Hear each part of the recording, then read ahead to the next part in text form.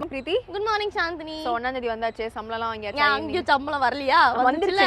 Shopping போவீங்களான்னு கேட்க போலாம், ஒண்ணா கிளம்புவோம், ஷோ முடிச்சுட்டு போலாமா? சரி, ஓகே, சூப்பர். இன்னைக்கு அதே மாதிரி சூப்பரான டாபிக்கோட வந்திருக்கேன். எப்பவுமே நம்ம தமிழர்கள் இந்தியா தான் சொல்லுவோம் இல்லையா, கல் தோன்றா மண் தோன்றா காலத்துல இருந்து. அதே மாதிரி இன்னொரு சிவிலைசேஷன் இருக்கு, மாயன்ஸ் அதெல்லாம் சொல்லுவோம். அது இல்லாம வந்து இஜிப்சியன்ஸ் இருக்காங்க இல்லையா. இஜிப்சியன்ஸ் ஆக்சுவலி பாத்தீங்கன்னா ரொம்ப பழைய காலத்துல இருந்து சிவிலைசேஷன். அதாவது நம்ம ஆஃப்கோர்ஸ் நம்ம தமிழர்களுக்கு அப்புறம் தான், பட் ஸ்டில் வந்து அவங்களுக்கும் ரொம்ப பழங்குடியினர் அப்படின்ற அந்த பேர் இருக்கு. அதாவது எகிப்தியர்கள். ஆமா, எகிப்தியர்கள். ஓகேயா, 3150 பிசில தான் அவங்க வாழ்ந்திருக்காங்க. அப்பையில இருந்தே அவங்க சிவிலைசேஷன் இருந்திருக்கு, அந்த தடம்லாம் இருந்திருக்கு. ஸோ பிரமிட்ஸ், ஃபேரோஸ், இந்த மாதிரி நிறைய விஷயங்கள் அவங்கள பத்தி இருக்கு. ஸோ அவங்களோட சிவிலைசேஷன்ல நமக்கு தெரியாத சில விஷயங்கள்லாம் இருக்கும் இல்லையா. ஃபார் எக்ஸாம்பிள் அவங்க வந்து ரொம்ப ஒல்லியா இருப்பாங்க, அண்ட் வந்து ரொம்ப ஸ்லீக்கா இருப்பாங்க, ரொம்ப கருப்பா இருப்பாங்க. ஒரு பேச்சு கூட நம்ம ஈஜிப்டை சேர்ந்தவங்க சொல்ல முடியாதுல்ல. ஆமா, சொல்லவே முடியாது. ஸோ இந்த மாதிரி சில இதெல்லாம் இருக்கு இல்லையா. பட் இதெல்லாம் உண்மை இல்லை அப்படின்ற தகவல்கள்லாம், திடுக்கிடும் தகவல்கள்லாம் அடுத்தடுத்த செகண்ட்ஸ் நம்ம பார்க்க போறோம். பட் அதுக்கு முன்னாடி வியூவர்ஸ் வெல்கம் பண்ணிடலாமா? வெல்கம் பண்ணிடலாம்.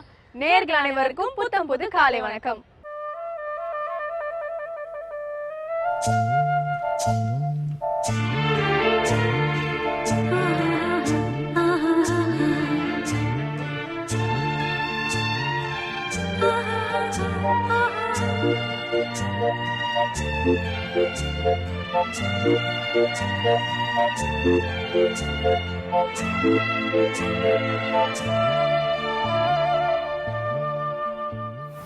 சாந்தினி, ஃபர்ஸ்ட் ஃபேக்டே வந்து திடுக்கிடும் தகவலாக தான் இருக்கு. என்ன அப்படின்னு பாத்தீங்கன்னா, இப்பதான் வந்து பெண்களை பார்த்தா எல்லாரும் எப்படி கலாய்ப்பாங்க, பா அப்படின்வாங்க அதிகமா மேக்கப் போட்டு போனா. முக்கியமா நம்ம ரெண்டு பேரும் பார்த்து முக்கியமா நம்மள நிறைய வாங்கியிருக்கேன்.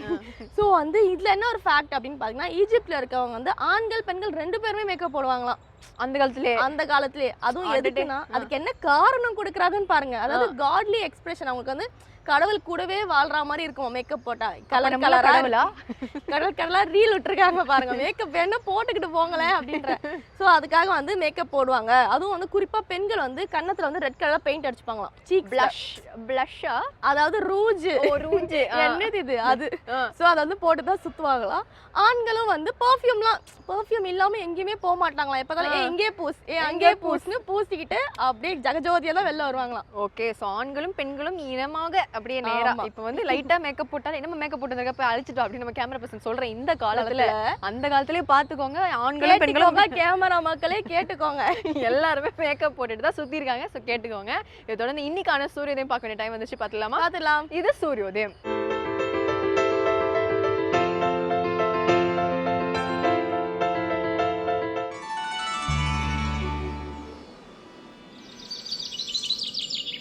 இன்று 1/2/2016 திங்கட்கிழமை, மன்மத வருடம் தை மாதம் 18ஆம் தேதி. இன்று சூரியோதயம் 6:21 ராகு காலம் காலை 7:30 மணி முதல் 9 மணி வரை. யமகண்டம் காலை 10:30 மணி முதல் 12 மணி வரை. குளிகன் பகல் 1:30 மணி முதல் 3 மணி வரை. திதி அஷ்டமி.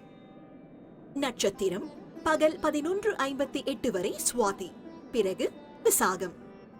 சுப ஓரைகள் காலை 6 மணி முதல் 7 மணி வரை, 8 மணி முதல் 9 மணி வரை, 11 மணி முதல் 1 மணி வரை, மாலை 3 மணி முதல் 4 மணி வரை. சந்திராஷ்டமம் மீன ராசிக்கு.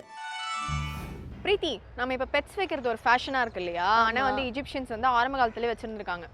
பட் நம்ம தமிழியன்ஸ் கூட எனக்கு தெரிஞ்சு பெட்ஸ்லாம் வச்சது இல்ல, பட் வளர்த்திருக்காங்க. பட் ஒரு செல்ல பிராணி அப்படின்றது கிடையாது. யானை படை யூஸ்க்காக வந்து ஆடு மாடுல வளர்த்துறாங்க. ஆமா, அந்த மாதிரி தான் வளர்த்துருந்தாங்க. பட் செல்ல பிராணிங்கிறது அந்த காலத்திலேயே அவங்களுக்கு இருந்திருக்கு. அதாவது வந்து அனிமல்ஸே வந்து கடவுளா கும்பிட்டுருக்காங்க நம்மள மாதிரி. அது இல்லாம பாத்தீங்கன்னா பெட்ஸா இருந்திருக்கு. பூனை இல்லாத வீடே இருக்காதான் ஈஜிப்ட்ல. ஸோ வந்து எல்லார் வீட்லயுமே பூனை அந்த மாதிரி இருந்திருக்கும். இது இல்லாம லயன், டைகர், அப்புறம் வந்து வைல்ட் அனிமல்ஸா இருக்கு. ஆமா, வைல்ட் அனிமல்ஸையும் வந்து சோறு போட்டு வளர்த்துருக்காங்க வீட்டுல. ஸோ இதெல்லாம் வந்து ஒரு வித்தியாசமான ஃபேக்டா சொல்லியிருக்காங்க. ஓகே, உண்மையிலேயே வந்து அந்த லைனுக்குலாம் பசி வராதா? அந்த மனிதர்களை தாக்காது. ஏன்னா வந்து குட்டியா இருக்கும் போதுல இருந்தே வளர்த்துட்டு இருக்காங்க இல்லையா. ஸோ அதனால பழகிருக்கும் அதுங்க. அதுக்கு தெரிஞ்சிருக்காதுல இவங்க தான் நம்ம எஜமான, நம்ம இவங்கள சாப்பிடக்கூடாது, இவங்க போடுறதா நம்ம சாப்பிடணும் அப்படின்னு உங்களுக்கு தெரிஞ்சிருக்கும். ஏன்னா அதுங்க இது மாதிரி ட்ரெஸ் பண்ணி விடுறது, இப்பதான் அதுல ஆக்சுவலா ஃபேஷன் நம்ம பேசிட்டு இருக்கோம் இல்லையா. நாய்க்கு ஏற்ற மாதிரி ட்ரெஸ், பூனைக்கு ஏற்ற மாதிரி, அப்பவே அதெல்லாம் ட்ரை பண்ணியிருக்காங்க அவங்க. ஸோ அதுக்கு கிரீடம், கோட்டு இது எல்லாமே ட்ரை பண்ணியிருக்காங்களாம். ஓகே, ஸோ கேட்கும் போதே வந்து நம்ம என்னமோ இப்பதான் கண்டுபிடிச்ச மாதிரி வந்து சந்தோஷப்பட்டோம். ஆனா முன்னாடியே, அதாவது ஈஜிப்தியன்ஸ் கண்டுபிடிச்சிருக்காங்க போது ரொம்ப ஆச்சரியமா தான் இருக்கு. ஓகே, இதை தொடர்ந்து நம்ம என்ன பார்க்க போறோம்னா, அபிராமி அந்தாதியில ஒரு பாடல் மற்றும் விளக்கத்தோட இலக்கிய மிகம் ஸ்ரீனிவாசன் காத்துட்டு இருக்காரு. பாத்துடலாமா? கண்டிப்பா. இது அபிராமி அந்தாதி.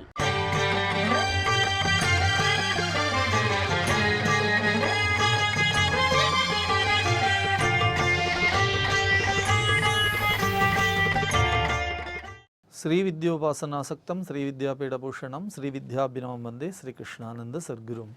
அனைவருக்கும் இனி காலை வணக்கம். அபிராமி அந்தாதி அற்புத தமிழ் பாக்களிலே 73வது பாடல் குழந்தை பேறு உண்டாக என்கின்ற தலைப்பிலான பாடலை நாம் சிந்தித்து கொண்டிருக்கிறோம். தாமம் கடம்பு படை பஞ்சபாணம் தனுக்கரும்பு யாமம் வைரவர் ஏத்தும் பொழுது எமக்கு என்று வைத்த சேமம் திருவடி செங்கைகள் 4 ஒளிர் செம்மை அம்மை நாமம் திரிபுரை ஒன்றோடு 2 நயனங்களே என்கின்ற அருமையான பாடல். தாமம் கடம்பு படை பஞ்சபாணம் தனுக்கரும்பு யாமம் வைரவர் ஏத்தும் பொழுது. பராசக்தியை வழிபாடு செய்கிறார்கள். அன்னை அபிராமியை ஸ்ரீ வித்யா ராஜராஜேஸ்வரியை வழிபாடு செய்வதிலே பல்வேறு வகையான வழிபாட்டு முறைகள் இருக்கின்றன. அப்படிப்பட்ட வழிபாட்டு முறையிலே ஒரு வழிபாட்டு முறைதான் வைரவர்கள், வைரவ சந்நியாசிகள் என்று சொல்வார்கள். அதிலே யார் முதன்மையாக இருக்கிறார்கள் என்று சொன்னால் சிவபெருமானை அப்படிப்பட்ட வழிபாட்டை நடத்துகிறாராம். ஆகையினாலே தான் லலிதா சகஸ்ரநாமம் சொல்லுகிறது மகாபைரவ பூஜிதா என்று சொல்லுவார்கள். அப்படி மகாபைரவ பூஜிதா, பைரவ ஆராத்யா என்று சொல்வார்கள். அப்படி பைரவ ஆராத்தியராக இருக்கக்கூடிய சிவபெருமான் நள்ளிரவிலே பூஜிப்பாராம். ஆகையினாலே தான் அபிராமி பெற்ற என்ன சொல்லுகிறார், யாமம் வைரவர் ஏத்தும் பொழுது என்று சொல்லுகிறார். தேவி அழகான மாலை அணிந்திருக்கிறாள். எந்த மாலை அணிந்திருக்கிறாள் என்று சொன்னால் கடம்பவன மாலை அணிந்திருக்கிறாள். அவள் இருக்கிற இடம் கடம்பவனம். குயிலாயிருக்கும் கடம்பாட வீடை என்று பின்னாலே ஒரு பாடலே வரும். கண்களிக்கும்படி கண்டுகொண்டேன் கடம்பாடவியில் பண்களிக்கும் குரல் வீணையும் என்று முன்னாலே நாம் ஒரு பாடலிலே சிந்தித்திருக்கிறோம். அப்படி கதம்பவனத்திலே தேவி இருக்கிறாள். கதம்பவன குயிலே என்று தேவியை நாம் சொல்லுவது உண்டு. அப்படி அந்த கதம்ப மலர் இருக்கிறதே, கடம்பவனத்தினுடைய மலரை தேவி அணிந்திருக்கிறாளாம். ஆகையினாலே தாமம் கடம்பு, அது மாலை இருக்கிறதே, அழகான மாலை தேவி அணிந்திருக்கிறாள். தாமம் கடம்பு படை பஞ்சபாணம், தேவி கையிலே இருக்கிறதே அந்த 5 மலர்கள், அவைகளே படைகளாக இருக்கின்றன.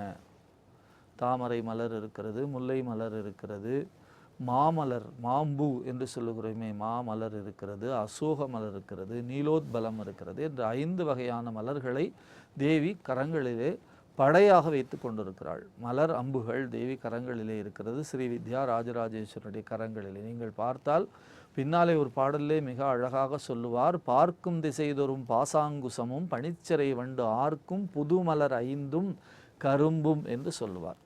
பனிச்சிறை வண்டு ஆர்க்கும் புதுமலர் 5. ஒரு மலர் என்று சொன்னால் நாம் இப்பொழுது பூஜை செய்கிறோம். பூஜை செய்கிற பொழுது நிறைய மலர்களை எடுத்து இறைவனுக்கு சூடுகிறோம். நிறைய மலர்கள், இப்பொழுது நிறைய மலர்கள் வந்து விட்டது. அதுவும் குறிப்பாக செயற்கையிலே கலப்பினங்கள் செய்த மலர்கள் எல்லாம் வந்திருக்கிறது. ஆனால் பூஜைக்கு உரிய மலர் எப்படி இருக்க வேண்டும் என்று சொல்லுகிறார்கள் என்று சொன்னால் 5 வகையான புலன்களுக்கும் அது உரியதாக இருக்க வேண்டும் என்று சொல்லுகிறார்கள். ஒரு மலர் நல்ல வாசனை உரியதாக இருக்க வேண்டும், மூக்கிற்கு உரிய தன்மை. பார்க்க அழகாக இருக்க வேண்டும், அது கண்ணிற்குரிய தன்மை. அந்த மலர்களை சுற்றி எப்பொழுதும் வண்டுகள் தேனை எடுப்பதற்காக ரீங்காரம் செய்து கொண்டே இருக்க வேண்டும், அது காதுகளுக்குரிய தன்மை. அந்த மலரிலே தேன் இருக்க வேண்டும், அது நாவிற்குரிய தன்மை. அந்த மலரை நாம் தொட்டு பார்த்தால் அந்த மலர் மிகவும் மென்மையாக இருக்க வேண்டும், சாஃப்ட் என்று சொல்வார்களே, மென்மையாக இருக்க வேண்டும். அப்படி தொடுகிற பொழுது மென்மையாக, சுவைத்தலிலே தேனை தரக்கூடியதாக, வண்டுகள் ரீங்காரம் இடுகின்ற பொழுது அது காதுக்கு இனிமையாக, அதை பார்ப்பதற்கு அழகாக, நல்ல வாசனை மிக்கதனாலே மூக்கிற்காக, இப்படி 5 புலன்களுக்குமாக ஒரு மலர் இருக்க வேண்டும். அதுதான் பூஜைக்குரிய மலர். சலம் பூவொடு தூபம் மறந்தறியேன் தமிழோடு இசை பாடல் மறந்தறியேன் என்று சொல்வார் அப்பர் பெருமான். அந்த பூ எப்படி இருக்க வேண்டும்? இப்பொழுது பூவை கொண்டு போய் பெரிய பெரிய மாலைகளெல்லாம் இப்பொழுது சாற்றி ஆலயங்களிலே பழக்கப்பட்டு விட்டார்கள். ஒரு மாலை என்று சொன்னால் அந்த மாலைக்குள்ளாக நிறைய பேப்பர்களை வைத்து சுற்றுகிறார்கள். இல்லை என்று சொன்னால் இலைகள், பெரிய பெரிய இலைகளை வைத்து சுற்றிவிட்டு மேலாக அந்த பூவை வைத்து சுற்றி ஜண்டியெல்லாம் அடித்து பெருசு பெருசாக சுவாமிக்கு சார்த்த வேண்டும் என்று நினைக்கிறார்கள். ஆனால் இறைவனுக்கு சார்த்துகிற மலர் நல்ல மலராக இருக்க வேண்டும், வாசனை பொருந்தியதாக இருக்க வேண்டும், உறுத்தாததாக இருக்க வேண்டும். அந்த உறுத்தாத மலரைத்தான் இறைவனுக்கு சாத்த வேண்டும். அப்பொழுதுதான் நாம் உண்மையிலே பூஜைக்கு தகுந்தவர்களாக இருப்போம், பூஜைக்கு உரியவர்களாக இருக்கிறோம், பூஜை செய்ய தகுந்தவர்களாக இருக்கிறோம். யோசித்து பாருங்கள். அப்படி ஒரு மலரை சாத்தினால் போதும். அதனாலே தான் யாவர்க்குமாம் இறைவருக்கு ஒரு பச்சிலை என்று சொல்லுகிறார் திருமூலர். ஒரு மலர், ஒரு இலை, அதை கொண்டு வந்து இறைவனிடத்தில் வைத்தால் போதும். மிகப்பெரிய அளவிலே படோடாபமாக பெரிய மாலைகளை சாத்துகிறேன் பேர் வழி என்று சொல்லி உதவாத மலர்களை கொண்டு வந்து இறைவனிடத்திலே சார்த்தக்கூடாது. தேவியினுடைய அருமையான மாலை தாமம், கடம்பு, படை, பஞ்சபாணம் 5 மலர்கள் தேவியினுடைய கரங்களை அலங்கரிக்கின்றது. அதை படையாக இருக்கிறது. புதுமலர் 5. எப்படிப்பட்ட புதுமலர்? வண்டுகள் ரீங்காரமிடக்கூடிய தாமரை மலரை பார்க்கிறோம். அந்த கரங்களிலே தேவியினுடைய கரமே தாமரையாக இருக்கிறது. தாமரை மலர் தேவியினுடைய முகத்தை பார்த்து வெட்கப்பட்டது என்று முன்னாலே ஒரு பாடலிலே சொல்லுவார் அபிராமி பட்டரை. அப்படி தேவியினுடைய கரங்களே தாமரை. கராம்புயமும் என்று சொல்லுகிறார் ஒரு பாடலிலே. அருணாம்புயத்தும் என் சித்தாம்புயத்தும் அமர்ந்திருக்கும் தருணாம்புயமுலை தையல் நல்லாள் தகைசேர் நயன வதனாம்புயமும் கராம்புயமும் சரணாம்புயமும் அல்லால் கண்டிலேன் ஒரு தஞ்சமுமே. எல்லாம் தாமரையாக இருக்கிறது. அதிலே 5 மலர்களிலே ஒரு தாமரை மலர். இந்த முல்லை இருக்கிறதே, மிக அழகான பூ. அந்த முல்லை மலர், அந்த முல்லை முட்டு நீங்கள் பார்த்திருக்கலாம். அந்த முல்லை முட்டை மட்டும் அரும்பு என்று சொல்வோம். அந்த அரும்பு விரிகிற பொழுது பலவாக விரியும். முன்னாலே ஒரு பாடலே பார்த்தோம், ஒன்றாய் அரும்பி பலவாய் விரிந்து என்று சொல்வார். அப்படி அரும்பு, அசோக மலர், நீலூர் பலம். நீலூர் பல மலர் திருவாரூர் பகுதியிலே நிறைய கிடைக்கும். அப்படி நீலூர் பல மலர் அருமையான மலர். அசோக மலர், அசோக மலர் நடைமுறைகளிலே நிறைய பேர் அதை சாத்துவதில்லை. இந்த 5 மலர்களும் தேவியினுடைய கரங்களை அலங்கரிக்கின்றன. படை பஞ்சபாணம் தனுக்கரும்பு, அந்த பகுதியில் என்ன இருக்கிறது? கரும்புவில் தேவி வைத்திருக்கிறாள். இந்த உலகத்தை எல்லாம் வசப்படுத்த வேண்டும் என்று சொல்லி காமனுக்கு பஞ்சபாணத்தையும் கரும்பு வில்லையும் மலர் அம்புகளையும் கரும்பு வில்லையும் கொடுத்தவள் தான் பராசக்தி ஸ்ரீவித்யா ராஜராஜேஸ்வரி.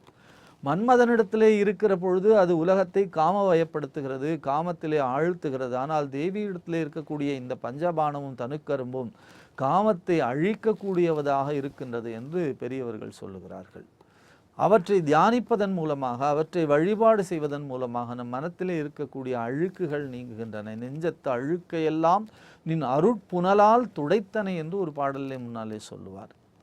தாமம் கடம்பு படை பஞ்சபாணம் தனுக்கரும்பு யாமம் வைரவர் ஏத்தும் பொழுது. யார் அங்கே வழிபாடு செய்கிறார்? சிவபெருமானை வழிபாடு செய்கிறார். பல பாடல்களிலே திரும்ப திரும்ப சொல்லிக்கொண்டே இருக்கிறார் அபிராமி பட்டர். யாரெல்லாம் வழிபாடு செய்கிறார்கள் என்று சொன்னால், பந்திப்பவர் அழியா பரமானந்தர் என்று ஒரு இடத்துல சொல்லுகிறார். சிந்திப்பவர் நல் திசைமுகர் நாரணர் சிந்தையுள்ளே பந்திப்பவர் அழியா பரமானந்தர். இதயத்துக்குள்ளே ஏற்றி வைத்திருக்கிறாள். யாரு? சிவபெருமான் வைத்திருக்கிறார். நயனங்கள் மூன்றுடை நாதனும் வேதமும் நாரணனும் அயனும் பரவும் அபிராமவல்லி அடியினையை ஒரு பாடலிலே சொல்லுகிறார். அப்படி சிவபெருமான் மகாபைரவராக ஆகி, மகாபைரவர் அவரை யாரை பூஜை பண்ணுகிறாள்? அவளுக்கு ஆகையினாலே பைரவி என்று பெயர் வந்தது. தேவியினுடைய வழிபாடு தன்மை, நள்ளிரவிலே தேவியை வழிபாடு பண்ணக்கூடிய மிகப்பெரிய வழிபாட்டு முறைகளிலே மகாபைரவராக இருந்து தேவியை ஆராதனை செய்வதன் மூலமாக என்ன கிடைக்கிறது? எல்லா நலன்களுமாக இறைவன் பெற்றிருக்கிறான்.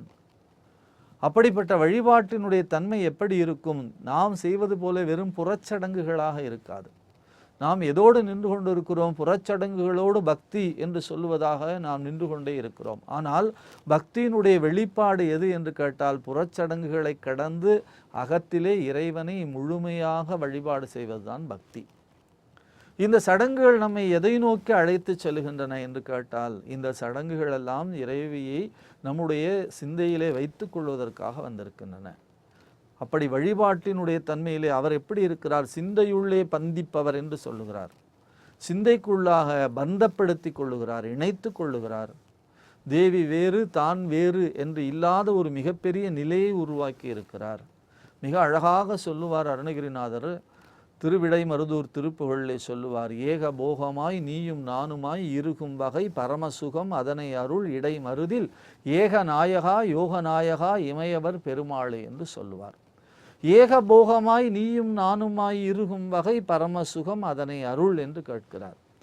அப்படிப்பட்ட ஒரு மிகப்பெரிய வழிபாட்டு முறை, இரண்டற்ற ஒன்று. ஆகையினாலே தான் அதற்கு அத்வைதம் என்று பெயர் வந்தது. இரண்டற்ற ஒன்று என்று ஏன் சொன்னார்கள் என்று சொன்னால், ஒன்று இரண்டாக மாறுகிறது என்று சொன்னால்தான் ஒன்றை நாம் புரிந்து கொள்ள முடியும் என்பதனாலே இரண்டாக இருந்தது, ஆனால் ஒன்றாக மாறியது. ஆகையினாலே தான் ஈருடல் ஓருயிர் என்று சொன்னார்கள்.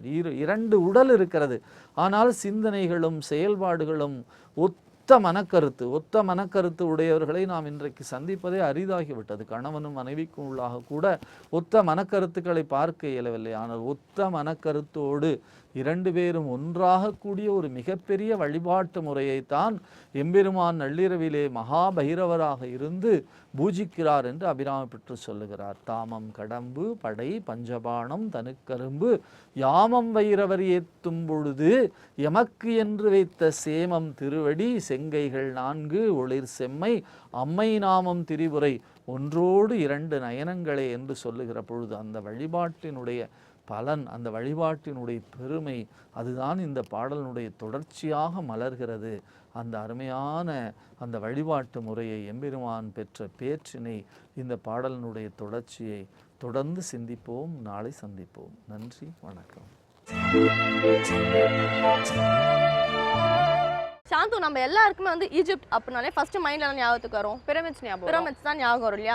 ஸோ நம்ம படிச்ச வரைக்கும் வந்து பிரமிட்ஸ்லாம் யார் கட்டினா அப்படின்னு பார்த்தீங்கன்னா வந்து ஈஜிப்ட்ல இருக்க ஸ்லேவ்கள், அதாவது அடிமைகள் தான் கட்டினாங்க. அந்த ஓனர்லாம் ஆர்டர் பண்ணி போ கல் எடுத்துட்டு போய் கட்டிட்டு வா அப்படின்னு சொல்லி ஆர்டர் பண்ணி அவங்க போய் கட்டினாங்கன்றதா நமக்கு வந்து நியூஸ். ஆனா உண்மையிலே அவங்க வந்து பிரமிட்ஸ் வந்து யாரும் அடிமைகளை வச்சு கட்டலையாம்.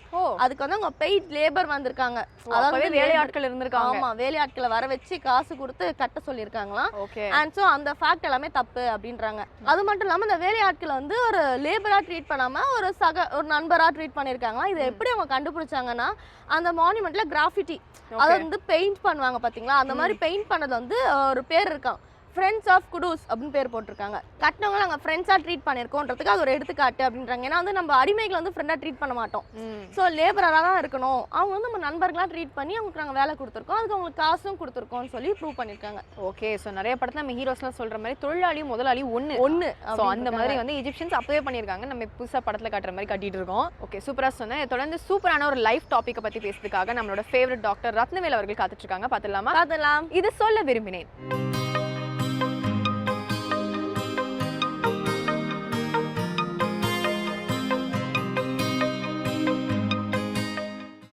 ஸ்ட்ரெஸ், மனச்சோர்வு,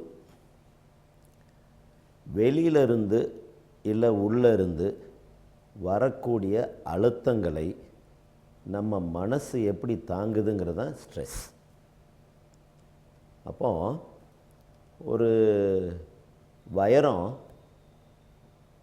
லட்சம் வருஷங்களுக்கு முன்னாடி இலை தலை கொடி மண்ணுக்குள்ளே போய் அழுத்தத்தினால கரியாகி அந்த கரி தான் வைரமாகுது. அப்போ அழுத்தத்தை தாங்கக்கூடிய சக்தி இருந்தால் தான் நம்ம வைரம் மாதிரி ஜொலிக்க முடியும். அழுத்தத்தை தாங்கிய கல் தான் சிலையாக முடியும். கல்லுக்கு வலிக்குது அப்படின்னு நினச்சிச்சின்னா சிலையாக முடியாது. ஒளியினோட வலியை தாங்கினா தான் சிலையாக முடியும். ஸோ அழுத்தத்தை தாங்கக்கூடியவங்க தான் பின்னாடி பெரியவங்களாக முடியும். இந்த அழுத்தங்களில் நிறைய வெரைட்டி இருக்குது.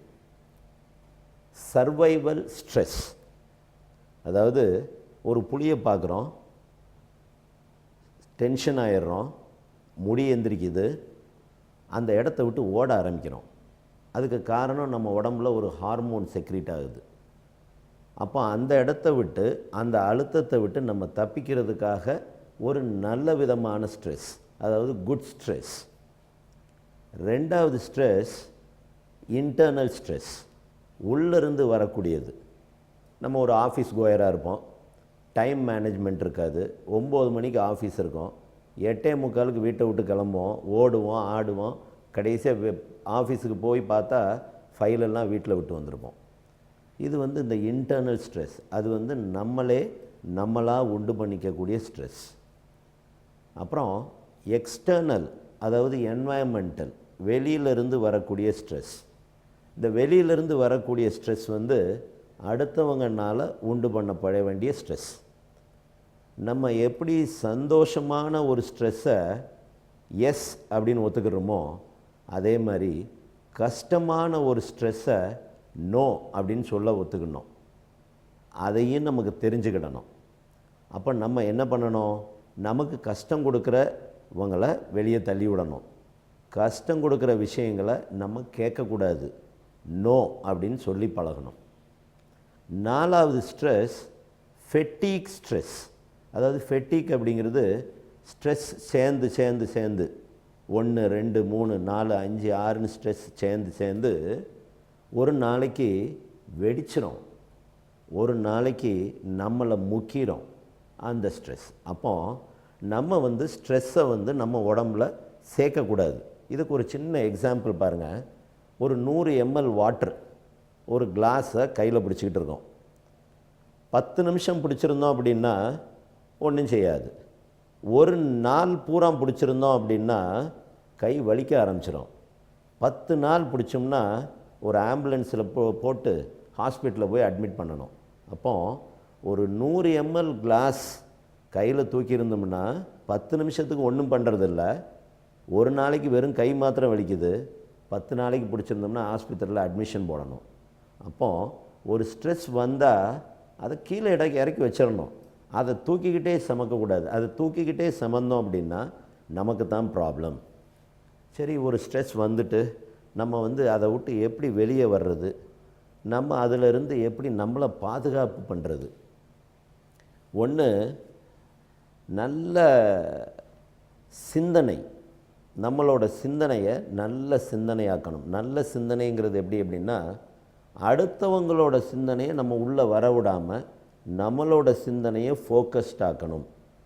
குதிரை எப்படி ஒரே கோணத்திலே பார்த்துக்கிட்டே போதோ, அதே மாதிரி நம்மளும் ஒரே கோணத்தில் பார்த்துக்கிட்டே போனோம்னா அடுத்தவங்களோட ஸ்ட்ரெஸ் நம்மளை உள்ளே தாக்காது. 2வது மெடிடேஷன். அதுவும் பாருங்கள், சிந்தனையை ஃபோக்கஸ் தான் பண்ணுறோம். அப்போ ஸ்ட்ரெஸ்லேருந்து தப்பிக்கிறதுக்கு எப்போவுமே ஒன்று நம்மளோட சிந்தனையை ஃபோக்கஸ் பண்ணுறது. 3வது நல்ல எக்ஸசைஸ். நல்ல எக்ஸசைஸ் பண்ண நம்ம பாடியில் இருக்கிற ஹார்மோன் மாற்றங்கள் எந்த ஸ்ட்ரெஸ்ஸையும் போடா, இது பரவாயில்ல, எது வந்தாலும் பார்ப்போம் அப்படிங்கிற தைரியத்தை கொடுக்கக்கூடியது அந்த எக்ஸசைஸ். இதுக்கு நான் சின்ன எக்ஸாம்பிள் சொல்கிறேன் பாருங்கள். அதாவது ஒரு 4 பேர் குடிகாரங்க ஒரு ஆற்றோரமாக நிற்கிறாங்க. ராத்திரி ஆயிடுது, ஆற்றை கடந்து போகணும். ஆற்றை கடந்து போகிறதுக்கு ஒரு சின்ன போட் நிற்கிது. அந்த போட் மேலே ஏறுறாங்க. ஏறிட்டு துடுப்பை போட்டு சுற்றிக்கிட்டே இருக்காங்க. காலையில் வரைக்கும் சுற்றிக்கிட்டே இருக்காங்க. ஆனால் போட் அங்கேருந்து நவலலை. என்னன்னு பார்த்தா போட்டை கட்டி வச்சுருந்துருக்காங்க, அதை கூட கவனிக்கலை. அதாவது சுயநினைவு இல்லை. சுயநினைவு இல்லை அப்படின்னா நம்ம அந்த ஸ்ட்ரெஸ்லேருந்து தப்பிக்க முடியாது. இன்னொன்று, ஒரு அரசவையில் ஒரு மன்னர் என்ன சொல்கிறாரு, நாளைக்கு ஒரு போட்டி வைக்க போகிறேன், அந்த போட்டியில் ஜெயிக்கிறவங்களுக்கு நான் மந்திரி பதவி கொடுக்க போகிறேன் அப்படின்னு சொல்கிறாரு. எல்லாரும் நாளைக்கு மந்திரியாக போகிறோம், நம்ம என்ன போட்டி வைக்க போகிறாரு, நம்ம என்ன செய்ய போகிறோம் அப்படிங்கிற டென்ஷன்லேயே ஒருத்தங்களும் தூங்காமல் இருக்காங்க. ஒரே ஒருத்தர் நிம்மதியாக தூங்குறார், சந்தோஷமாக இருக்கார். நாளைக்கு வர்றது வரட்டும், பார்ப்போம், என்ன வந்தாலும் பார்க்கலாம் அப்படின்னு அந்த தைரியத்தில் போகிறார். காலையில் அரசவைக்கு போனோன்னே மன்னர் ஒரு பெரிய பூட்டை காட்டுறார். பெரிய பூட்டுனா ரொம்ப பெரிய பூட்டு. இந்த பூட்டை யார் திறக்கிறீங்களோ அவங்களுக்கு தான் மந்திரி பதவி அப்படின்னு சொல்கிறாரு. பார்த்தவங்க எல்லாரும், அதாவது ராத்திரி தூங்காதவங்க எல்லாரும், யாரெல்லாம் டென்ஷனில் இருந்தாங்களோ, யாரெல்லாம் படபடப்பில் இருந்தாங்களோ, அவங்கெல்லாம் இந்த பூட்டை பார்த்தோன்னே இவ்வளோ பெரிய பூட்டா, இந்த பூட்டை எப்படி நம்மளால் திறக்க முடியும் அப்படின்னு சொல்லிட்டு ஒதுங்கிடுறாங்க. நல்லா தூங்கினவர், அமைதியாக இருந்தவர், அவர் மாத்திரம் நேராக போகிறாரு, பூட்டை பார்க்குறாரு. ஏங்க திறந்தானங்க இருக்குது, திறந்துருக்கிற பூட்டுக்கு எதுக்குங்க திரும்ப நம்ம திறக்கணும்? அப்போ சுயநினைவு, புத்தி கூர்மை, அந்த மாதிரி இருக்கிறவங்க தான் இந்த ஸ்ட்ரெஸ்ஸில் இருந்து வெளியே வர முடியும். ஒரு பேஷண்ட் ஹாஸ்பிட்டலில் அட்மிட் ஆகிறாங்க. ஹார்ட் அட்டாக்காக அட்மிட் ஆகிருக்காங்க. உயிர் போகக்கூடிய சமயம். அவருக்கு ஒரு 10 லட்ச ரூபா லாட்ரியில் விழுது. அவங்க ஒய்ஃப் என்ன சொல்கிறாங்க டாக்டர்கிட்ட, என் ஹஸ்பண்டுக்கு 10 லட்ச ரூபா லாட்ரி விழுந்திருக்கு, அவர்கிட்ட ரொம்ப ஸ்ட்ரெஸ் இல்லாமல் சொல்லுங்கள், ஏன்னா அவர் ஏற்கனவே படபடப்பானவர், ஏற்கனவே ஹார்ட் அட்டாக்கில் படுத்திருக்காரு, ரொம்ப சந்தோஷத்தில் பொட்டுன்னு போனாலும் போயிடுவார், அதனால் நீங்கள் கொஞ்சம் யதார்த்தமாக சொல்லுங்கள் அப்படின்னு ஒய்ஃப் சொல்கிறாங்க. டாக்டர் போய் அந்த பேஷண்ட்டை, எப்போ உனக்கு ஒரு 1 லட்ச ரூபா பரிசு விழுந்தா என்ன செய்வே அப்படின்னு கேட்குறாரு. சரி, எனக்கு 6 பொண்ணுங்க இருக்காங்க, ஒரு பொண்ணு கல்யாணத்தை முடிச்சிருவேன். சரிப்பா, 2 லட்ச ரூபா விழுந்தா 2 பொண்ணு கல்யாணம் முடிச்சிருவேன். 6 லட்ச ரூபா விழுந்தா 6 பொண்ணு கல்யாணத்தை முடிச்சிருவேன். 10 லட்ச ரூபா உனக்கு பரிசு விழுந்தா நீ என்னப்பா செய்வே? உங்களுக்கு 1 லட்ச ரூபா பரிசு கொடுத்துருவேன் சார் அப்படின்னு சொல்கிறாரு. இதை கேட்ட அதிர்ச்சியில் டாக்டர் ஹார்ட் அட்டாக்கில் போட்டுன்னு போயிடுறாரு. அப்போது அதிர்ச்சியினோட வேகத்தை நம்ம எப்படி தாங்குகிறோம்? நான் ஏற்கனவே சொன்னேன், எந்த அழுத்தத்தை தாங்குகிறோமோ அந்த அழுத்தத்தை தாங்குறவங்க தான் முன்னேற முடியும். அந்த அழுத்தத்தை தாங்குறவங்க தான் வாழ்க்கையில் பெரிய ஆளாக முடியும். ஒரு அழுத்தத்தை தாங்கின கறி தான் வைரமாயிருச்சு. அப்போ அழுத்தத்தை தாங்க முடியாத டாக்டர் போட்டுன்னு போயிட்டார். சுய நினைவு இல்லாத 4 குடிகாரன், சுய நினைவு இல்லாத அரசவையில் இருந்த மக்கள் யாருமே ஜெயிக்க முடியாது. அப்புறம் வியட்நாம் வார் நடந்துச்சு. இந்த வியட்நாம் வாரில் நிறையா பேருக்கு கை போயிருச்சு, கால் போயிருச்சு. ஒரு 2 பேர் அதை போய் பார்த்துட்டு வர போயிருக்காங்க. அதில் ஒருத்தர் அதை பார்த்துட்டு அங்கேயே தற்கொலை பண்ணி செத்துட்டார். ஐயோ, இவ்வளோ கஷ்டப்படுறாங்களே, கை கால் இல்லாமல் இருக்காங்களே, வாழ்க்கை இவங்களுக்கெல்லாம் போயிருச்சே, இப்படி ஒரு வார் வேணுமா அப்படின்னு சொல்லி அவரே தற்கொலை பண்ணி இறந்துடுறாரு. இன்னொருத்தர் வாழ்க்கையில் சந்தோஷமாக மாறிடுறாரு. எப்படி சந்தோஷமாக மாறிடுறாரு? முன்னாடி இருந்ததை விட பல மடங்கு சந்தோஷம். அவனுக்கு கை இல்லை, ஒருத்தனுக்கு கால் இல்லை, ஒருத்தனுக்கு கண்ணு தெரியாமல் போயிடுச்சு, ஒருத்தன் முடமாயாச்சு. நான் எவ்வளவு நல்லா இருக்கேன், எனக்கு எல்லாமே இருக்குது, நான் தான் இனி வாழ்க்கையில் சந்தோஷமானவன். அப்போது 2 விதமான உணர்ச்சி. ஒருத்தன் எடுத்துக்கிற விதம் எப்படி இருக்குது, இன்னொருத்தன் அதை எடுத்துக்கிற விதம் எப்படி இருக்குது. அப்போது ஒரு ஸ்ட்ரெஸ்ஸை நம்ம அந்த எடுத்துக்கிற விதத்தில் தான் இருக்குது. அந்த ஸ்ட்ரெஸ்ஸை நம்ம நல்ல விதமாக எடுத்துக்கிட்டோம்னா நம்ம தான் இருக்கிறதுலே சந்தோஷமான ஆள். ஸ்ட்ரெஸ்ஸை நல்ல விதமாக எடுக்கலை அப்படின்னா நம்ம நாளைக்கு நல்ல விதமாக இருக்க முடியாது. அப்போது ஒரு மனிதனின் சந்தோஷம் யாரெல்லாம் நமக்கு கஷ்டம் கொடுக்குறாங்களோ அவங்களெல்லாம் ஒதுக்கி வச்சுக்கிறது, நம்ம மனதை திடமாக்கிக்கிறது, சுயநினைவோடு இருக்கிறது, சந்தோஷமாக்கிக்கிறது. இதுதான் மன அழுத்தத்திலிருந்து நம்ம வெளியே வரக்கூடிய வழிமுறைகள். பிரீத்தி, ஈஜிப்ஷியன்ஸ்ல பாத்தீங்கன்னா ஃபாரோஸ் அப்படின்னு ஒரு பீப்புள் இருந்திருக்காங்க. அவங்க யாருன்னா அந்த கிளானோட லீடர். அவங்க ஃபாரோஸ் அப்படின்னு கூப்பிடுவாங்க. மோஸ்ட்லி எல்லா எஜிப்ஷியன்ஸுமே நம்ம படங்கள்ல காட்டுவாங்க இல்லையா, ரொம்ப டார்க் ஸ்கின்டா, டஸ்கியா, ரொம்ப ஒல்லியா, டாலா அந்த மாதிரிலாம் இருப்பாங்க அப்படின்னு.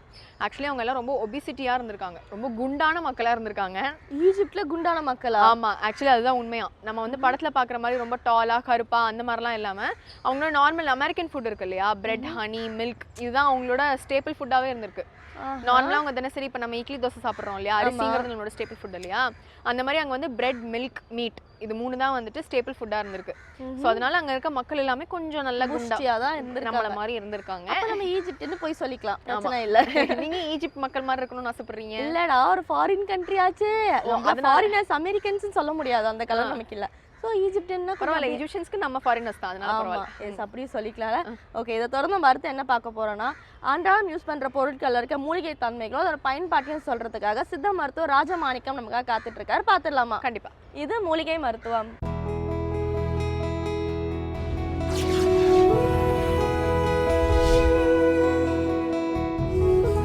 உலகெங்கும் உள்ள வேந்தர் டிவி நேயர்களுக்கு காலை வணக்கம். நம்ம இன்றைக்கி பார்க்க போகிற மருத்துவம் பாம்பு கடிக்கான மருத்துவம். பாம்பு கடிக்குது அப்படின்னா இன்றைக்கி கடித்ததுமே யாருமே இறந்துட மாட்டாங்க. பாம்பு கடித்தா குறைஞ்சது ஒரு 4 மணி நேரம் 5 மணி நேரம் ஆகி தான் இறப்பாங்க. அந்த பயத்தில் தான் உடனே இறந்துருவாங்க. இன்றைக்கி பாம்பு கடிச்சிருச்சுன்னொன்னே இன்றைக்கி மருத்துவமனைக்கு போனாலும் இன்றைக்கி அதிக அளவுக்கு அந்த மருந்துகள் கிடைக்கிறது இல்லை. சில மருத்துவமனைகளில் மட்டும்தான் கிடைக்குது. சில மருத்துவமனைகளில் இருக்கிறதால அந்த மருத்துவமனை தேடி போகிறதுக்கு அதிக நேரம் ஆயிடுது. அதில் வந்து அதிக அளவு பயம் வந்துடுது. பயம் வரவும் வாயில் முறை வந்ததுமே அந்த எச்சி வந்ததுமே அவங்க பயந்துறாங்க, அவ்வளோதான் நம்ம வாழ்க்கைன்னு. இல்லை, பாம்பு கடித்தா கண்டிப்பாக 8 மணி நேரம் வந்து அந்த உயிர் வந்து போகாது. 8 மணி நேரத்துக்கு உயிர் இருக்கும். நினைவு இல்லாமல் இருந்தாலும் கண்டிப்பாக உயிர் இருக்கும். அந்த உயிரை மீண்டும் கொண்டு வரலாம். இதுக்கு வந்து முக்கிய மருந்தாக வந்து இதை வந்து பாம்பு கலான்னு சொல்லுவாங்க. இது வந்து நிறைய வந்து வீணாக முளைச்சிருக்கும். சில வந்து தரிசு நிலங்களில், எல்லாம் சும்மா இருக்கிற நிலங்களில் முளைச்சிருக்கும். இதுக்கு வந்து அடையாளம் பார்த்திங்கன்னா பழம் வந்து சிகப்பு நிறத்துலையும் கருப்பு நிறத்துலையும் இருக்கும். இந்த பழங்களை பார்க்கலாம். இதை ஒடிச்சா பால் வரும். இந்த இலையை ஒடித்தோம்னா பால் வரும். இந்த பால் வர்றதால இதை வந்து பயன்படுத்துகிறோம். இது வந்து பாம்பு கடிக்க வேண்டிய பயன்படுத்துறதால இதுக்கு பேர் பாம்பு கலான்னு பேர்.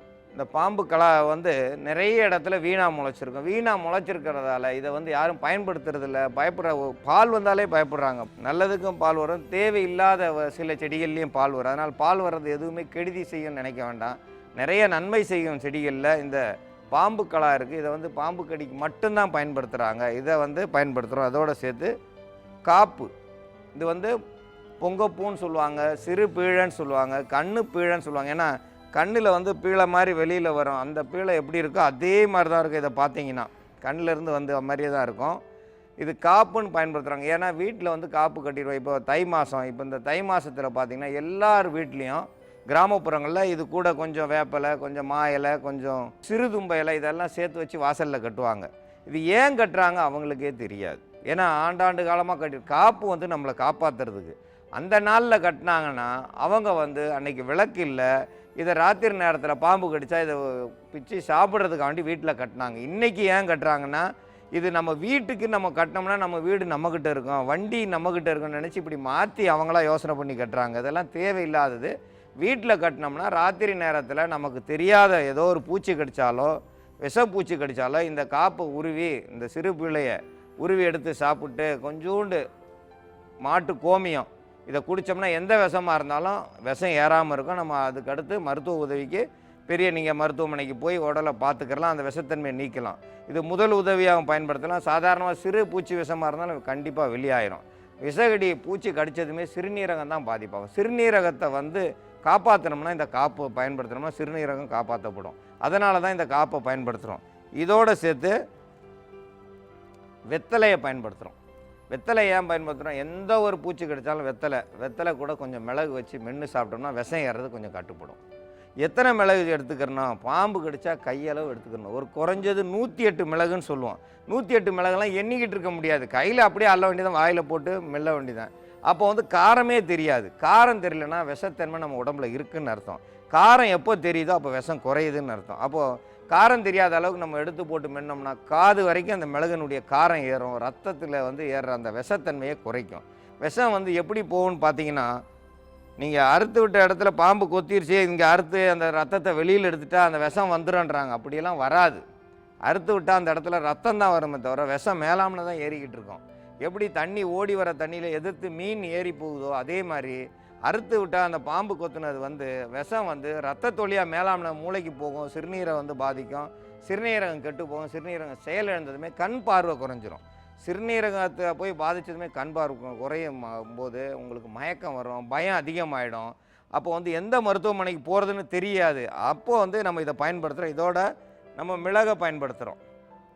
மிளகை வந்து ஒரு 20 மிளகு வரைக்கும் எடுத்துக்கலாம், தவறு கிடையாது. இது வந்து இந்த மூலிகையெல்லாம் இருக்கிறதால, மூலிகை இல்லைன்னா தான் 108 மிளகுக்கு போகணும். அப்போ வந்து அது முன் பாதுகாப்புக்கு மிளகு இருக்கிறதால எந்த ஒரு இதுவும் வந்து விஷமும் ஏறாது. சீரகம் இது உடலை வந்து சீராக்கக்கூடியது. உடலில் உள்ள உறுப்புகளை வந்து தங்கமாக்கணும்னா உள்ளே இருக்கிறது கொஞ்சம் கொஞ்சமாக ரத்தத்தை சுத்தம் செய்யும். அதனால தான் சீரகத்தை பயன்படுத்துகிறோம். இதை எல்லாத்தையும் பயன்படுத்தும் போது எந்த அளவுக்கு உங்களுக்கு விஷத்தன்மை இருந்தாலும் பரவாயில்ல. இது வந்து கோமியம், பசுமாட்டு கோமியத்தை நம்ம எடுத்து வச்சுருக்கோம். இந்த பசுமாட்டு கோமியம் எங்களுக்கு கிடைக்கல, எங்கள் வீட்டு பக்கத்தில் நாட்டு மாடு இல்லை, அப்படியே இல்லைன்னா நம்மளுடைய சிறுநீரை தான் நம்ம பிடிச்சி வச்சுக்கிறணும். இல்லைன்னா அடுத்த சிறுநீரே வரலைன்னா அடுத்தவங்க சிறுநீரை எடுத்து பயன்படுத்தலாம், தவறு கிடையாது. அதனால் இந்த சிறுநீரை பயன்படுத்தணும். இது எல்லாம் சேர்ந்த கூட்டு கலவையாக நம்ம மருந்தாக பயன்படுத்தும் போது எப்படியாப்பட்ட பாம்பு கடிச்சிருந்தாலும், அது நல்ல பாம்பு கடிச்சிருந்தாலும் சரி, விரியம்பாம்பு கடிச்சிருந்தாலும் சரி, உங்களுக்கு எந்த பாம்புனே தெரியல, ஓடிருச்சு, நிறைய பேர் அடித்து அதை கொண்டு வந்து காட்டுவாங்க. அடிக்கக்கூடாது, பாம்புகளை வந்து அடிக்க வேணாம். ஏன்னா இன்றைக்கி பாம்பு எல்லாமே குறைஞ்சி போச்சு. பாம்பு, பல்லி, பூரான் எல்லாமே நமக்கு நல்லது தான் செய்யுது. நம்ம போய் அதை தொட்டால் தான் நம்மளை கடிக்கும், இல்லைனா அது என்றைக்குமே கடிக்காது. அது வேலையை பார்த்துட்டு அது போய்கிட்டு இருக்கோம். நம்ம போய் தான் அதை போய் அடிக்கிறோம். அது எதுக்கு வந்திருக்கோம்? ஒரு எலியை பிடிச்சிருக்கோம், ஒரு வேறு ஏதாவது பூச்சை பிடிச்சி தின்ட்டு போகும். நம்மளை கடிக்க எந்த ஒரு பாம்புமே வராது. ஆனால் நம்ம தான் தேடி தேடி போய் அடிக்கிறோம். அடிக்கும்போது திருப்பி கண்டிப்பாக கடிக்கும். அந்த மாதிரி கடிச்சதுன்னா கோபம் அதிக அளவு விஷம் நம்ம உடம்புல ஏறிடும். அதனால் அடிக்க போகாதீங்க. நீங்களாம் அதுவாக போட்டுன்னு விட்டுட்டிங்கன்னா இந்த விஷத்தன்மை குறையும். இந்த பாம்பு கடி விஷத்தை எப்படி குறைக்கிறதுன்ற மருத்துவத்தை இப்போ பார்க்கலாம்.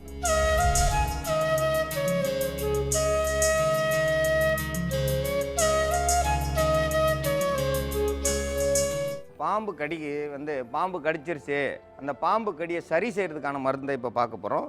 இதை வந்து கண்ணு பீழையை வந்து நம்ம பயன்படுத்துகிறோம். முதல்ல வந்து ஒரு 200 மில்லி தண்ணியை ஊற்றிடும். பாம்பு கடிக்கான மருந்து தயாரிக்கும் முறையை பற்றி நான் இப்போ பார்க்கலாம். ஒரு 200 மில்லி தண்ணி எடுத்துக்கிறணும். அந்த 200 மில்லி தண்ணி கூட வந்து ஒரு கைப்பிடி அளவு காப்பு அல்லது கண்ணுப்பிள்ளை செடி, காப்பு கட்டு அப்படின்னு சொல்கிற கண்ணுப்பிள்ளையை வந்து நம்ம ஒரு கைப்பிடி அளவு எடுத்துக்கிறணும். இது பச்சையாகவும் போட்டுக்கிறலாம், காஞ்சதாகவும் போட்டுக்கிறலாம். எப்போ ஒரு வருஷம் ஆனாலும் அதனுடைய மருத்துவ குணம் வந்து அந்த கண்ணுப்பிள்ளை செடிக்கு இருக்கும். அதனால தான் வந்து எப்பயுமே வந்து வீட்டில் காப்புன்னு சொல்கிற இந்த காப்பு கட்ட கண்ணுப்பிள்ளை செடியை வந்து தை மாதம் 1ஆம் தேதி பிறந்த உடனேயும் இது கூட சேர்ந்து வேப்பிலை, மா இலை, ஆவார இலை, தும்பை, துளசி இதெல்லாம் சேர்ந்து வீட்டில் மருத்துவத்துக்காக கட்டினது தான் காலத்தில் வந்து நம்ம முன்னோர்கள் வந்து கட்டுனது. அது எதுக்கு கட்டுனாங்க அப்படின்னே தெரியாமல் சில பேர் வந்து இன்னும் கட்டிகிட்டு இருக்காங்க. வீட்டில் வந்து தை 1ஆம் தேதி பிறந்துருச்சுனாக்கா மதுரை பக்கம் வந்து இது பாரம்பரியமாகவே பழக்கமாகவே இருந்து வருது. சென்னையில் வந்து கட்டுவாங்களா என்னன்னே தெரியாது. இது மருத்துவத்துக்காக வந்து வீட்டில் கட்டினது தான் இந்த காப்பு கட்டுன்ற கண்ணுப்பிள்ளை செடி. அது கூட சேர்ந்து பாம்பு கலா அந்த இலையை வந்து ஒரு கைப்பிடி அளவு போட்டுக்கிறலாம். அது சும்மா அப்படியேவும் இலையவே பிச்சு போட்டுக்கிறலாம். வெத்தலை வந்து காம்பு நிற்கிது, அது வெள்ளை வெத்தலையாக இருந்தாலும் சரி, கருப்பு வெத்தலையாக இருந்தாலும் சரி, காம்பு நிற்கிட்டு நடுநரம்பை நீக்கிட்டு கூட அப்படியே போட்டுக்கிறலாம்.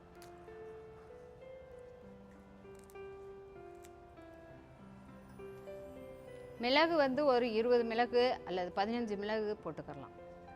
காரமாக இருக்கும், ஆனால் விஷம் கடித்து பாம்பு கடி விஷம் இருக்கிறதுனால அந்த கார்ப்புத்தன்மை வந்து தெரியாது. உடம்புல விஷம் இருக்கிறதுனால கார்ப்புத்தன்மை தெரியாது. சீரகம் ஒரு ஸ்பூன் அளவு சீரகம்,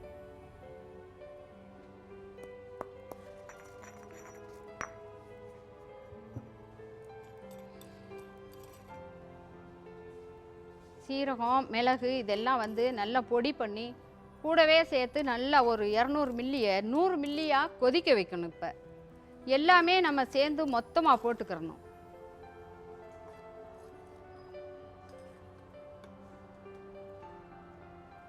இது வந்து 200 மில்லி தண்ணியை ஊற்றிருக்காங்க. இதில் காப்பு ஒரு கைப்பிடி அளவு, இந்த காப்புன்ற இந்த கண்ணுப்பிள்ளை இந்த உருவி போட்டிருக்கோம். ஒரு கைப்பிடி அளவுனா ஒரு 10 கிராம் அளவுக்கு போதும். 10 கிராம்னா நிறையா இருக்கும் இதில். அதோடு சேர்த்து நம்ம பாம்பு கலாயில் வந்து ஒரு 10 கிராம் அளவு எடுத்து அந்த இலையை சேர்த்துருக்கோம். இலையை மட்டும்தான் சேர்த்துருக்கோம். இதோட 2 வெத்தலை, ஒரு 20 மிளகு, 1 ஸ்பூன் அளவு சீரகம். இந்த சீரகத்தையும் மிளகையும் நல்லா இடித்து இதோட சேர்த்து கொதிக்க வைக்கிறோம். இப்போ கொதிக்கும் பொழுது 200 மில்லி 100 மில்லியாக வற்றும். 100 மில்லியாக வற்றினதுக்கப்புறம் தான் இதை பயன்படுத்தணும். இதே இல்லை நாங்கள் காட்டு வழியில் போய்கிட்டு இருக்கோம், இது வந்து நகர்ப்புறங்களில் பாம்பு கடிச்சிருந்தால் அவங்களுக்கு வந்து வீட்டில் செஞ்சு கொடுக்கலாம். அது வந்து ஒரு முதல் உதவியாக நினச்சிக்கலாம், தவறு கிடையாது. இது மொத்தம் விஷத்தை எடுத்தாலும் என்னதான் நீங்கள் விஷத்தை நீங்கள் வெளியே எடுத்தாலும் மருத்துவமனைக்கு போய் ஒரு ஊசியை போடலைன்னா அவங்களுக்கு அந்த நம்பிக்கை வராது. கண்டிப்பாக மனிதனுக்கு நம்பிக்கையை ஊட்டணும். நம்பிக்கையை ஊட்டினாதான் அவங்க வந்து பிழைக்க முடியும். இல்லை இதோட போதும்னா அவங்களுக்கு மனசில் பயம் இருக்கும், நம்மளை போய் மருத்துவமனையில் கொண்டு போய் காட்டலை, அதனால் நமக்கு ஏதாவது தப்பு வந்துடுமோ, அதனால் நம்ம உயிர் போயிருமோன்னு. அதனால் கண்டிப்பாக மருத்துவர்கிட்ட போய் அவங்க ஒரு மருந்து தடுப்பு மருந்து போட்டால் கண்டிப்பாக போட்டுக்கிறணும், தவறே கிடையாது. கண்டிப்பாக போட்டிங்கன்னா அவங்களுக்கு ஒரு நிம்மதி இருக்கும்.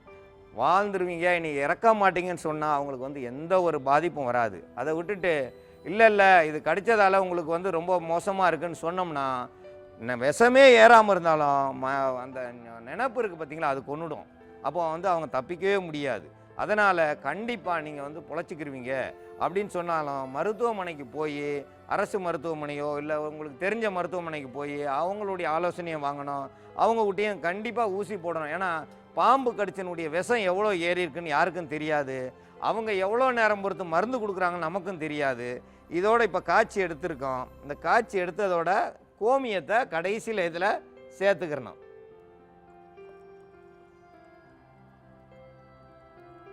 கடைசியாக வந்து கோமியத்தை இதோட சேர்த்துட்டோம். இந்த கோமியத்தையும் சேர்த்து அதுக்கப்புறம் இதை வந்து எடுத்து குடிக்கணும். இதை வந்து எடுத்து இப்போது இதை வந்து குடித்தோம்னா, இதை எப்படி குடிக்கணும்னா மெதுவாக டீ குடிக்கிற மாதிரி குடிக்கணும். ரொம்ப வேகமாலாம் குடிக்கக்கூடாது. கொஞ்சம் கொஞ்சமாக ருசி பார்த்து கொஞ்சம் கொஞ்சமாக அப்படின்னு சப்பி சப்பி சப்பி சாப்பிட நாக்கு கீழே துவாரங்கள் இருக்குது, இரத்த குழாய்கள் இருக்குது. அது வழியாக வந்த இந்த மருந்தினுடைய தன்மை போய் இறங்கி இறங்கி இறங்கி இரத்த குழாய் முழுவதும் போய் இதனுடைய தன்மை இறங்கும்போது அந்த ரத்தத்தில் இருக்க விஷம் கொஞ்சம் கொஞ்சமாக கட்டுப்படும். பாம்பினுடைய விஷம் என்ன செய்யும்னா நேராக சிறுநீரகத்தை போய் பாதிக்கும். சிறுநீரகம் செயலிழந்துடும். சிறுநீரகம் செயலிழந்துச்சுன்னா அவங்களுக்கு வந்து கண் பார்வை குறைஞ்சிரும், வாயில் முறத்தலும், நீர் போகாது, மலம் போகாது. ஆனால் அவங்களுடைய கடுமையான மயக்கம், கண்ணை வந்து திறக்க முடியாமல் இருப்பாங்க. அப்போ வந்து இவங்களுக்கு வந்து அந்த சின்ன கரண்டியை எடுத்து வாயில் கொஞ்சம் கொஞ்சமாக ஊற்றிக்கிட்டே வந்தோம்னா அந்த ஊற்ற ஒரு அரை மணி நேரம் பொறுத்து கொஞ்சம் கொஞ்சமாக கை அசையும், கால் அசையும். அப்புறம் வந்து கொஞ்சம் நினைவு கூறுவாங்க. அப்போ ஒன்றும் இல்லை அப்படின்னு. ஏன் உங்களை வந்து விடிய தூங்க விடாமல் வச்சுருக்காங்கன்னா, பயத்தில் தூங்கிட்டாங்கன்னா தூங்கிட்டாங்களான்னு தெரியாமல் போயிடும். அப்போ 2 பேர் பேசிக்கிட்டே இருங்கன்னு கிராமப்புறத்தில் ஒரு கட்டில் போட்டு 2 பேர் பேசிக்கிட்டே இருக்க சொல்லுவாங்க.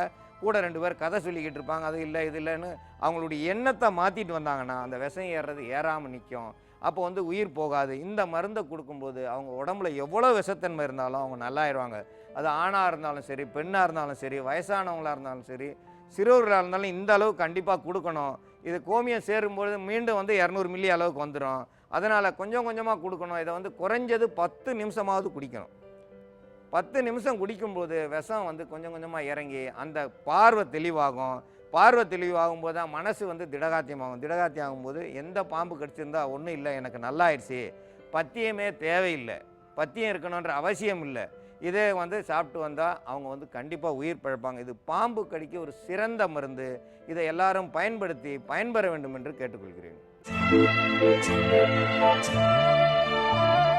சாந்தினி, நம்ம எல்லாருமே வந்து பெண் உரிமைக்காக வந்து ரொம்ப நேரம் போராடிட்டு இருந்தோம். இப்போதான் நமக்கு ஏதோ ஒரு பெர்சன்டேஜ்லாம் கொடுத்துருக்காங்க. ஆனா வந்து ஈஜிப்ட்ல எப்பவுமே வந்து பெண்களுக்கு முழு சுதந்திரம் இருக்கான். அதாவது யூஎஸ்லாம் வந்து பெண்கள் ஓட்டு போடக்கூடாதுன்னு ஃபர்ஸ்ட் இருந்திருக்கு. அதுக்கப்புறம் தான் வந்து அந்த ஃப்ரீடம்லாம் கொடுத்துருக்காங்களாம். ஆனா ஈஜிப்ட்ல இருக்க பெண்கள் எல்லாருக்குமே எப்போனா நீங்க ஓட் பண்ணலாம், நீங்க வந்து ஜூரிஸா இருக்கலாம், நீங்க வந்து எலெக்ஷனா நிக்கலாம், நீங்க வந்து பெரிய பெரிய போஸ்டிங்ல கூட இருக்கலாம் அப்படின்றாங்க. ஆனா மோஸ்ட்லி ஈஜிப்ட்ல இருக்க பெண்கள் வந்து வீட்டை விட்டு வெளில வர மாட்டாங்களா, வீட்டு வேலையே போதும் அப்படின்ற மாதிரி இருப்பாங்களாம். அப்படி இன்கேஸ் யாராவது புதுமை பெண்ணா புரட்சிகரமாக வெளில வந்து வீட்டு வேலை தவிர்த்து வேறு ஏதாவது வேலை செஞ்சாங்கன்னா அந்த வேலை செய்ய ஆண்களுக்கு எவ்வளோ சம்பளம் தராங்களோ அதுக்கு நிகராக பெண்களுக்கும் தருவாங்களாம். ஓகே, சூப்பரான நாடா இருக்கே. நீ சொன்ன ஈஜிப்ஷியன்ஸாக இருக்கணும்னு ஆசைப்பட்ட பத்தியா, இந்த ஒரு பாயிண்ட்டுக்காக நம்ம இருக்கலாம், ஈஜிப்ஷியன்ஸாக இருக்கலாம்னு நினைக்கிறேன். சூப்பரான விஷயம் தான் சொல்லியிருக்கேன். இதை தொடர்ந்து 12 ராசிகளுக்கான யோக பலன்களை சொல்றதுக்காக யதார்த்த ஜோதிடர் ஷெல்வி காத்துட்டு இருக்காரு. பார்த்துலாம். இது யோகம் நல்ல யோகம்.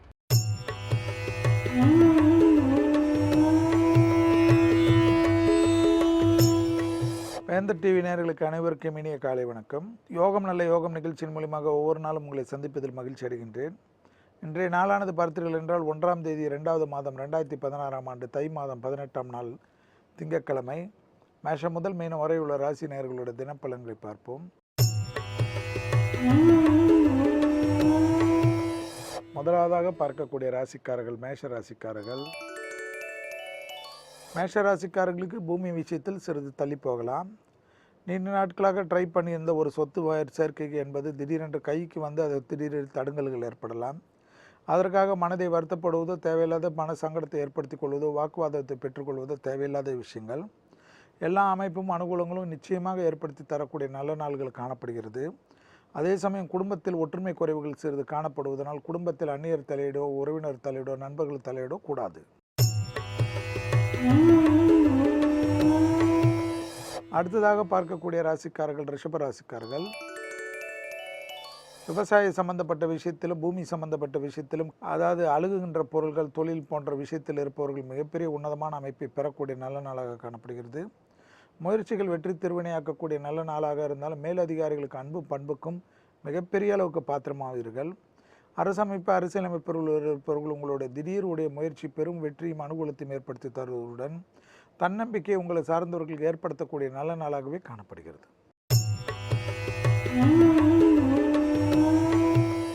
அடுத்ததாக பார்க்கக்கூடிய ராசிக்காரர்கள் மிதுன ராசிக்காரர்கள். மிதுன ராசிக்காரர்களுக்கு எடுத்த காரியத்தில் ஜெயமும் அனுகூலம் காணப்படுவதுடன் படிப்படியாக நல்ல முன்னேற்றம் சீரும் சிறப்பும் ஏற்படுவதுடன் வயிற்று உபத்திரம் உள்ள மிதுன ராசிக்காரர்கள் மட்டும் சிறிது கவனமாக இருங்கள். லகரி போன்ற வஸ்துக்களை பயன்படுத்துபவர்கள் சிறிது எச்சரிக்கையுடன் இருக்கக்கூடிய காலகட்டம். வண்டி வாகனத்தில் அது மாதிரி வஸ்துக்களை பயன்படுத்தி செலுத்துவதோ வருவதோ போவதோ பெரும் சிக்கல்களை ஏற்படுத்தக்கூடிய நாளாக காணப்படுகிறது. தேக ஆரோக்கியத்தில் மட்டும் சிறிது கவனமாக இருந்தால் மிதுன ராசிக்காரர்களுக்கு வெளிவட்டாரத்தில் உத்தியோகத்திலோ தொழில் அமைப்பிலோ ஒரு குறைபாடும் காணப்படவில்லை என்பதை மிக மிக மகிழ்ச்சியும் அனுகூலத்தை பெற்றுத்தரக்கூடிய நாள்.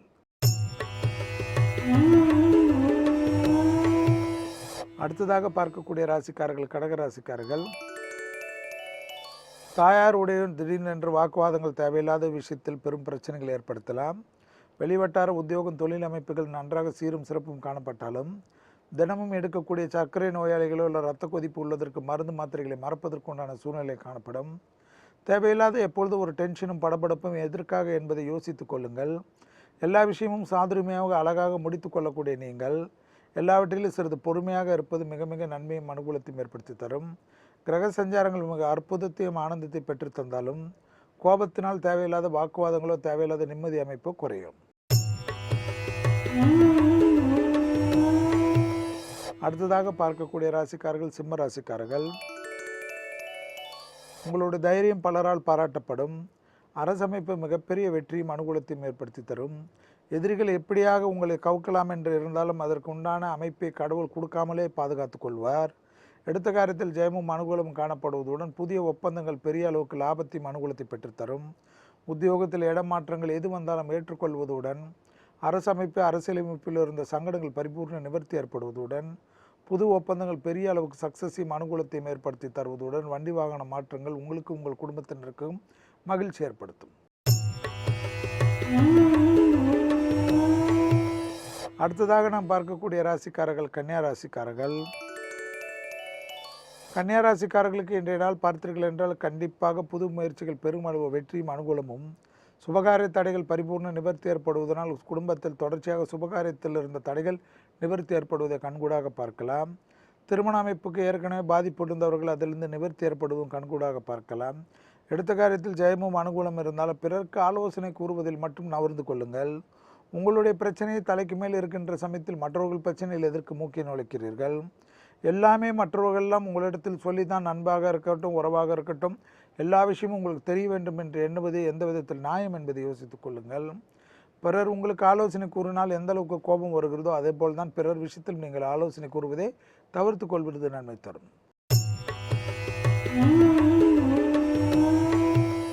அடுத்ததாக நாம் பார்க்கக்கூடிய ராசிக்காரர்கள் துலா ராசிக்காரர்கள்.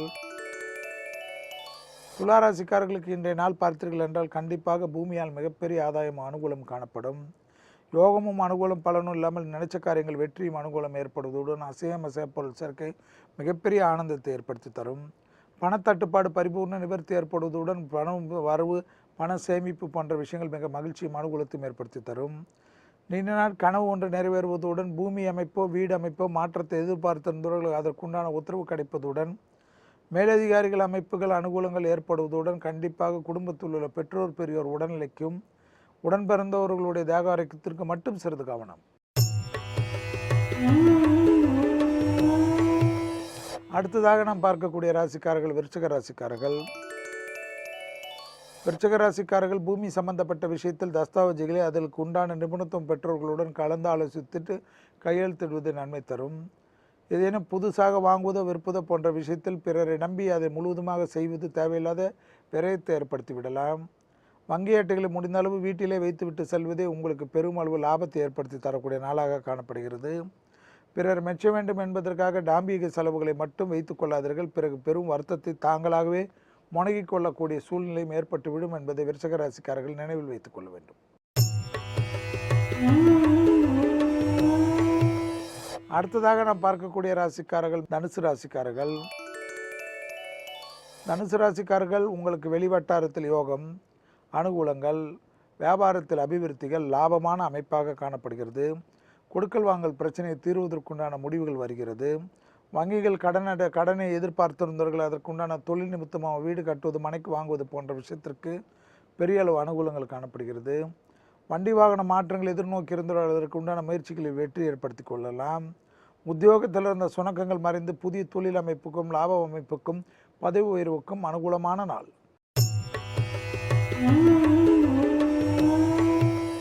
அடுத்ததாக நாம் பார்க்கக்கூடிய ராசிக்காரர்கள் மகர ராசிக்காரர்கள். உத்தியோகத்தில் இருந்த சங்கடங்கள் படிப்படியாக நிவர்த்தி ஏற்படுவதை கண்கூடாக பார்க்கலாம். எடுத்த காரியத்தில் ஜெயமும் அனுகூலம் காணப்படுவது, மற்றற்ற மகிழ்ச்சியும் அனுகூலங்கள் காணப்படுகிறது. வண்டி வாகன மாற்றங்கள் பெரிய அளவு மன சந்தோஷத்தையும் உங்களுக்கு வெறும் அளவு தன்னம்பிக்கையும் வெளிவட்டாரத்தில் புகழும் அமைப்பும் ஏற்படுத்தக்கூடிய நல்ல நாளாக காணப்படுகிறது. பிரிந்த தம்பதியினர் ஒன்று சேருவதற்குண்டான முயற்சிகள் பெரியவர்கள் எடுப்பது வெற்றி ஏற்படுத்தி தரும். தொழில் நிமித்தமாக உத்தியோக நிமித்தமாக கடல் கடந்து பயணித்தவர்கள் கூட மீண்டும் குடும்பத்தாரோடு ஒன்று சேரக்கூடிய நல்ல நாளாக காணப்படுகிறது. அடுத்ததாக பார்க்கக்கூடிய ராசிக்காரர்கள் கும்பராசிக்காரர்கள். வெளிவட்டாரத்தில் சட்டத்துக்கு புறம்பானவர்கள் நிழல் கூட அண்டாமல் பாதுகாத்து கொள்வதும், யாரை பற்றியும் கேளிக்கையோ புறம் கூறுவதோ தவிர்த்து கொள்வதும், பிறர் உங்களிடம் வந்து புறம் கூறக்கூடிய விரைவுகளிலிருந்து தவிர்த்து கொண்டு தள்ளி வைத்து விடுவதே நன்மை தரும். வண்டி வாகனத்தில் வித்தைகள் காட்டாமல் இருந்தால் மற்ற விஷயங்களில் அனுகூலமும் சந்தோஷமும் லாபமும் காணப்படுகிறது. பெரிய அளவுக்கு முதலீடுகளுக்காக தேவையில்லாத பெரும் கடன்கள் பெறுவது பெரும் சங்கடத்தை எதிர்காலத்தில் ஏற்படுத்திவிடும் என்பதை கும்பராசிக்காரர்கள் உணர்ந்து கொள்ள வேண்டும். அடுத்ததாக கடைசியாக பார்க்கக்கூடிய ராசிக்காரர்கள் மீன ராசிக்காரர்கள். மீன ராசிக்காரர்களுக்கு இன்று நாள் முழுவதும் சந்திராஷ்டிரம் இருப்பதையும் நினைவில் வைத்துக் கொள்ளுங்கள்.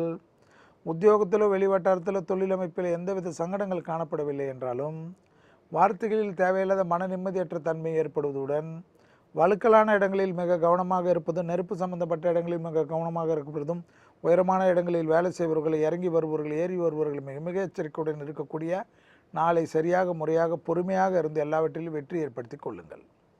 மீண்டும் நாளை யோகம் நல்ல யோகம் நிகழ்ச்சியில் சந்திப்பதில் மகிழ்ச்சி அடைகின்றேன். நன்றி, வணக்கம்.